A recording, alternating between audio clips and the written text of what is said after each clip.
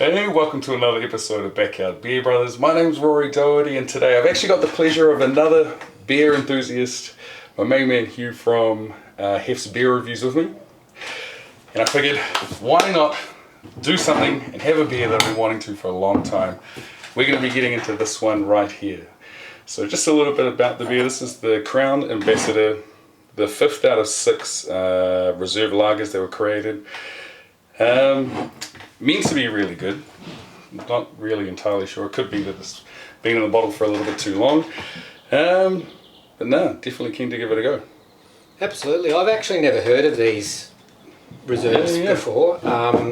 But Crown Lager itself, in my opinion at least, actually is a little bit of it's got a bit of an unwarranted bad reputation, I reckon, amongst Australian macro lagers. I think it's actually, a lot of people say it's VB that's been, it's the VB that's been repackaged.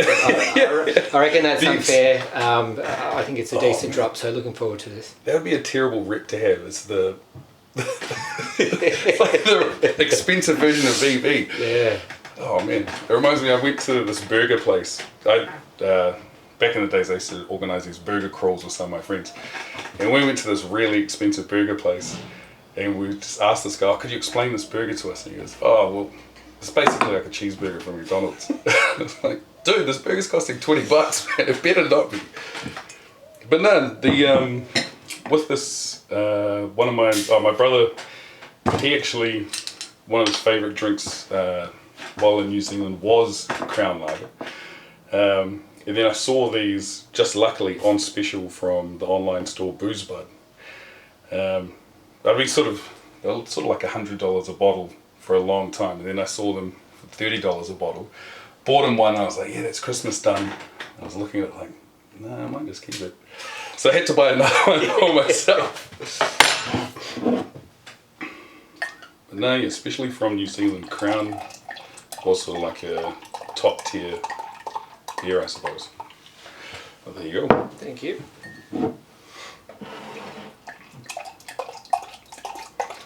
So as far as beers are concerned, what are the sort of regular beers in your rotation? If you were to take a 6-pack to a barbecue or Look, it depends. I'm lucky enough to have a lot of independent breweries within like a 10k radius of where I live.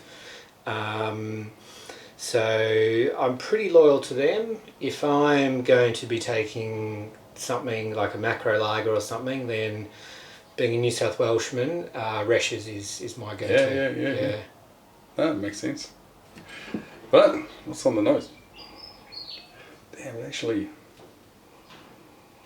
smelling awesome. Almost has like a kind of raisiny going to some date. Dark fruit, yeah, definitely. Yeah. But also leaning into the sort of more dried than not. I wasn't sure what to expect, but I don't think it was this actually. Yeah. Yeah. Well, I suppose the main thing is to like on the taste. Cheers.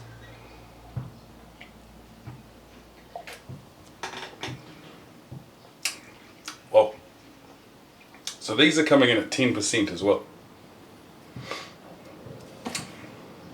It's detectable. I don't know if, probably for me, well, it's coming through more now. I'm actually getting a bit of warmth coming down, but on the initial sip I was like, 7.5 maybe. Yeah. Bam! It is smooth though.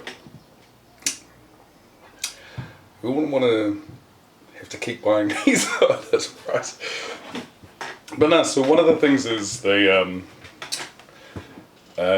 only use, well, when they're bottling this, they only use the very first sort of portion that comes out of the vats or whatever, and then actually save some for the following year. And then they mix that into the process. I think it's stored for maybe 4 or 5 months and then goes through a second fermentation. But no, it's pretty good. It sort of reminds me of the, I don't know if you've had it, the Hope Brewery the 5 IPA. Had some from Hope, but not that one. It's like super high percentage, but it has like a very similar taste, but more of a tart to it. Whereas this is awesome. Mmm. Oh, that's delicious. Dangerous though. But just to tell you a little bit more about the beer, what we're looking at is a 750ml bottle. It's mentioned it's 10%. Comes in at 6 standard drinks, and as far as untapped is concerned, it came in at 3.77, so pretty good. Mmm. No, Crown Lager, that's good.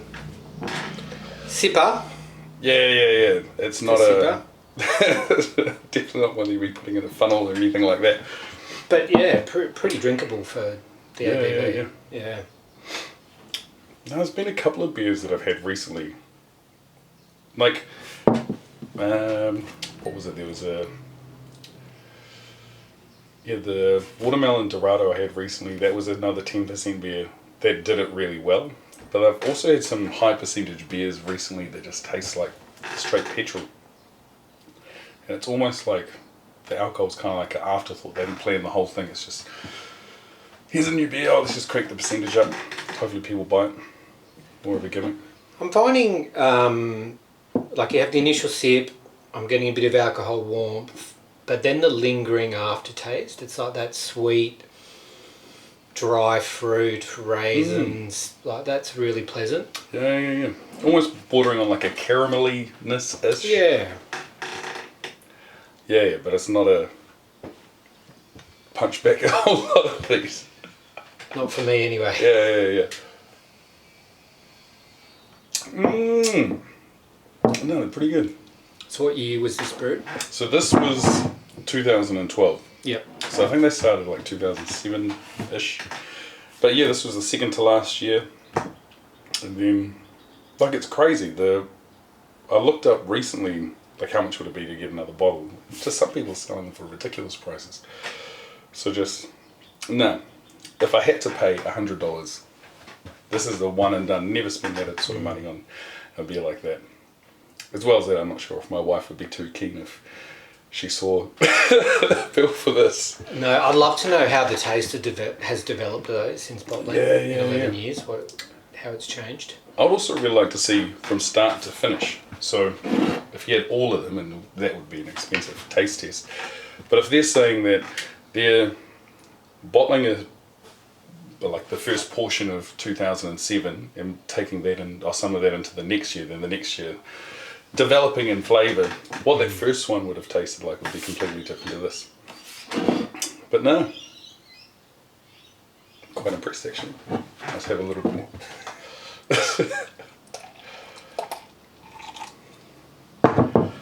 But in comparison to the regular Crown, I suppose it doesn't even compare. Completely different style of beer. Yeah. It is. If you took Crown off it, you wouldn't think it was from Crown at all.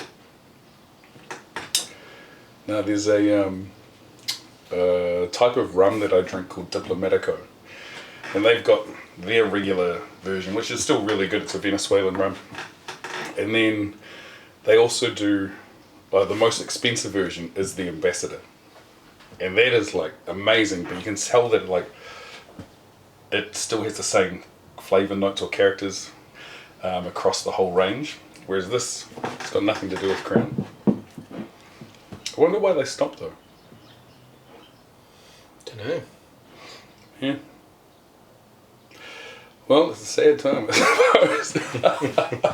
But with that, might call it quits there. We'll just kick back and have a couple more drinks. Actually, before doing that, I wanted to ask, what was it that got you into doing reviews on YouTube?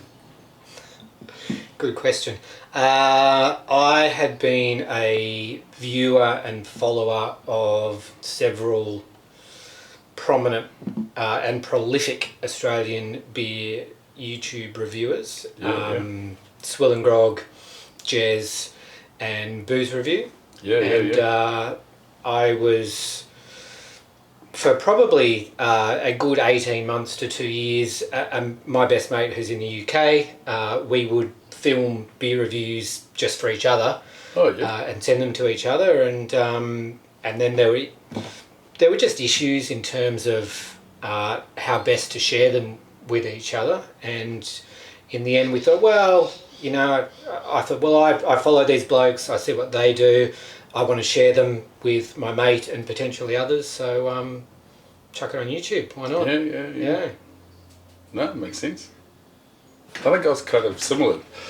Like, I think I just had an interest in weird beers more than anything. And that's the sort of niche that I was looking at. Like, we've got a beer fest. Well, actually, it goes to Sydney as well. Have you ever been to any of the GABs, or Great Beer Australia? Haven't been, but certainly know of it, yeah.